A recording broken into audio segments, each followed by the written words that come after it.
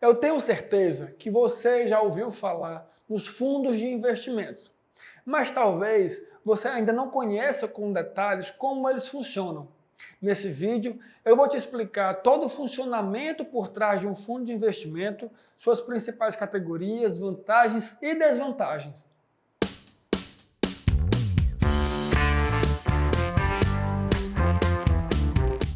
Fala galera, beleza? Hoje nós vamos falar de um dos principais instrumentos do mercado financeiro, os fundos de investimento. Eles são tão importantes que existem investidores que constroem todo o seu patrimônio apenas aplicando em fundos de investimento. Isso é possível porque existem diversos fundos de investimentos com categorias diferentes e estratégias diferentes que se adequam aos mais diferentes perfis e objetivos.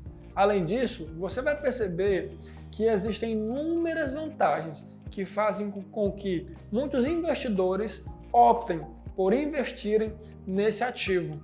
Então, já deixa o seu like, porque o assunto desse vídeo é muito importante. Os fundos de investimento são uma espécie de condomínio que reúnem os recursos de vários investidores para serem aplicados em conjunto no mercado financeiro. O objetivo desse instrumento é obter ganhos no mercado financeiro através da aquisição de títulos e/ou valores mobiliários. Além disso, todos os investidores, chamados de cotistas, pois adquirem cotas, têm os mesmos direitos e obrigações. Mas, além dos cotistas, existem outros participantes nos fundos de investimentos e são eles que vamos conhecer agora. Os fundos de investimento têm uma estrutura que não é pequena e é responsável desde a administração do fundo até a parte contábil. E o primeiro desses participantes é o administrador. Ele é o responsável legal pelo fundo e é o responsável também pelas informações aos cotistas e aos órgãos reguladores. A ele compete o cadastro do fundo junto à CVM, a elaboração da lâmina e do regulamento do fundo, a contratação dos outros prestadores de serviço e do recolhimento do imposto de renda. O segundo participante do fundo é o gestor. É ele que faz o gerenciamento dos ativos da carteira do fundo. O gestor pode ser a mesma instituição que é responsável pela administração, desde que contenha uma diretoria separada para esse objetivo. O terceiro participante é o distribuidor. Ele é o responsável por vender as cotas aos investidores. Também pode ser a mesma instituição administradora ou uma terceira contratada para esse fim. O quarto participante é o custodiante. Ele é responsável pela liquidação física e financeira dos ativos, sua guarda e a administração dos proventos provenientes desses ativos. Também pode ser a mesma instituição responsável pela administração, se for credenciada pela CVM, ou uma instituição terceira. O quinto participante é o auditor. Ele tem a responsabilidade de auditar anualmente as demonstrações contábeis do fundo para que ele fique em dia com os órgãos reguladores. Mas para manter essa estrutura, para manter esses participantes, é necessário pagar uma taxa. E são elas que vamos conhecer agora. A primeira taxa é a taxa de administração. Ela é uma taxa fixa, expressa em porcentagem ao ano, calculada sobre o valor do patrimônio líquido e que é provisionada diariamente sobre o valor da cota. Ou seja, o valor divulgado diariamente pelo fundo do valor da cota já é líquido da taxa de administração. Por isso, essa taxa afeta sim o valor da cota. Além disso, ela é paga durante todo o tempo que o cotista permanecer como cotista daquele fundo, independente da rentabilidade. O regulamento do fundo pode determinar que, além da taxa de administração, o investidor tem que pagar uma taxa de performance, sempre que a rentabilidade do fundo superar a do benchmark. Benchmark é o índice de referência. Normalmente, essa taxa é expressa em porcentagem sobre o que excede o benchmark. Por exemplo, se o fundo tem um objetivo de bater o Ibovespa, logo o objetivo dele é o benchmark dele, o índice de referência dele é o Ibovespa. Sempre que aquele fundo superar o Ibovespa, você pode ser cobrado em 20% sobre essa rentabilidade excedente. Mas, se o objetivo do fundo for superar o Ibovespa mais 2%, você só vai ser cobrado se a rentabilidade do fundo for Ibovespa mais 2%. E essa rentabilidade excedente, a alíquota que vai incidir sobre ela e somente sobre ela é a alíquota da taxa de performance. Dito isso, vamos entender agora como o patrimônio líquido do fundo é constituído. A fórmula do patrimônio líquido do fundo é patrimônio líquido mais valor de mercado dos ativos mais valores a receber menos despesas autorizadas menos taxa de administração menos taxa de performance. Se eu pegar o patrimônio líquido e dividir pelo número de cotas, eu vou encontrar o valor da cota. Pronto, até aqui você já entendeu os principais participantes de um fundo de investimento, você entendeu as taxas cobradas em um fundo de investimento e você entendeu como se constitui o patrimônio do fundo. Agora a gente vai conhecer um pouco mais sobre as classificações e as vantagens e desvantagens de um fundo de investimento. Mas antes de continuar, me responda.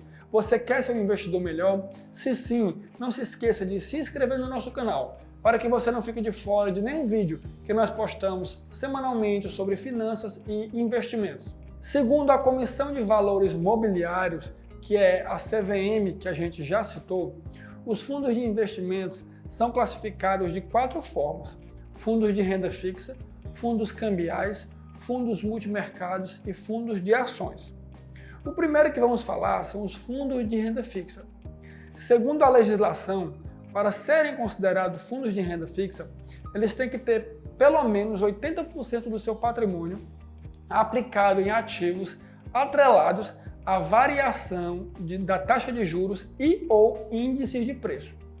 Dentre as várias subcategorias dos fundos de renda fixa, somente os fundos de renda fixa de longo prazo podem cobrar taxa de performance. Mas agora nós vamos conhecer algumas dessas subcategorias. A primeira subcategoria são os fundos de renda fixa de curto prazo. Os títulos que compõem sua carteira têm que ter prazo médio inferior a 60 dias. O segundo são os fundos de renda fixa referenciados. Eles buscam acompanhar um índice de referência. Nos fundos de renda fixa simples, eles buscam investir em títulos com baixo risco de crédito. A quarta subcategoria são os fundos de renda fixa dívida externa, que investem na dívida externa brasileira. E a quinta subcategoria são os fundos de renda fixa crédito privado, que expõem mais de 50% do seu patrimônio em títulos privados de renda fixa. Depois dos fundos de renda fixa, nós temos que conhecer os fundos cambiais. Pela lei, eles têm que investir pelo menos 80% do seu patrimônio líquido em ativos atrelados à variação da taxa de câmbio. Nesse sentido, o maior risco desse investimento é uma oscilação negativa na taxa de câmbio das moedas que o fundo investe. A terceira classe são os fundos multimercados. Eles podem investir em renda fixa, renda variável, títulos, ações, outros fundos, não importa. Eles são chamados multimercados porque não existe um percentual mínimo ou máximo que ele pode investir em cada uma dessas classes. A quarta classe são os fundos de ações. Eles têm que investir pelo menos 67% do seu patrimônio líquido em ações, recibo de ações, fundos de ações, BDRs. Os outros 33% podem ser aplicados em quaisquer outras categorias. Essas 4 classes que acabamos de explicar correspondem à classificação oficial da CVM, mas existem outras categorias de fundos que não se adequam a nenhuma dessas 4 classes, mas que também são muito significativas, como é o caso dos fundos imobiliários. Um fundo imobiliário é uma classe de um fundo de investimento, mas os recursos dos fundos imobiliários são aplicados no setor imobiliário. Tradicionalmente, o dinheiro do fundo ele é investido na construção ou na aquisição de imóveis que depois serão locados. Os rendimentos de um fundo imobiliário são distribuídos aos cotistas na proporção em que cada um aplicou. Esse é um diferencial do fundo imobiliário, porque em todos os outros fundos de investimento do Brasil não há distribuição dos rendimentos, dos dividendos, dos proventos, somente nos fundos imobiliários. Por isso, eles se mostram como uma ótima opção de ativo para quem deseja construir uma carteira que gere renda passiva. A segunda classe de fundo que não se adequa às 4 classes da CVM são os ETFs, ou fundos de índice. ETF significa Exchange Traded Funds, que são fundos de investimento que buscam replicar um índice de referência.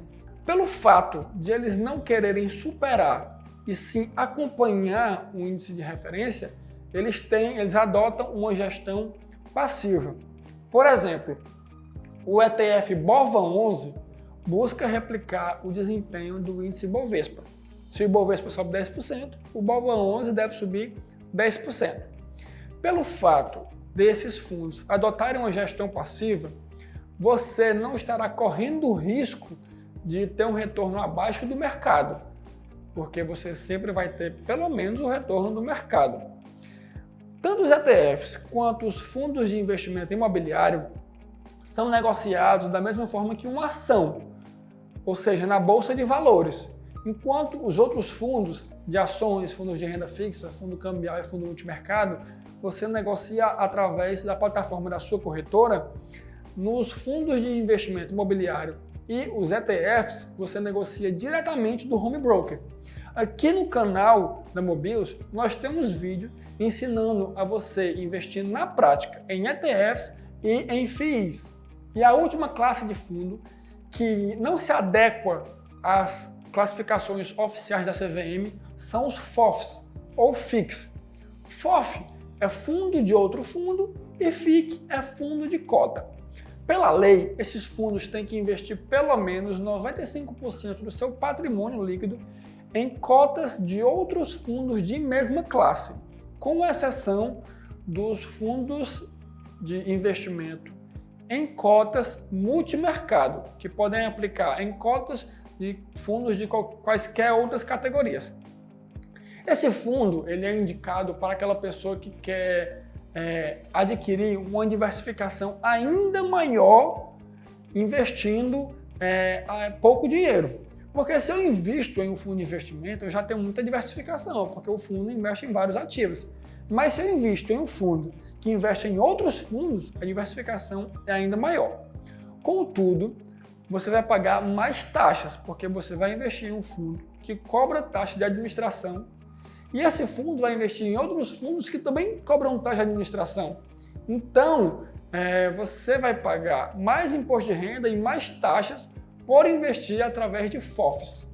Agora vamos conhecer as vantagens e desvantagens. Como tudo na vida, os fundos de investimentos têm vantagens e desvantagens. A primeira vantagem é a diversificação de baixo custo. Quando você investe em um fundo de investimento, você vai estar adquirindo vários ativos por um preço muito menor do que você teria adquirido caso fosse comprar cada um individualmente. A segunda vantagem é a gestão profissional. A gente já falou que à frente de cada fundo tem um gestor, e esse gestor é extremamente capacitado para gerenciar os seus recursos. Além disso, nos fundos de investimento, você tem acesso a ativos que não teria se fosse investir normalmente, como pessoa física, da mesma forma como acontece em um condomínio. Pense o seguinte, Eu não tenho condições de ter uma piscina na minha casa, de ter um salão de festas, nem uma quadra. Mas, se eu me juntar com outras pessoas que também não têm essa condição, nós podemos construir um condomínio que tem uma quadra em comum, uma piscina em comum e um salão de festas em comum.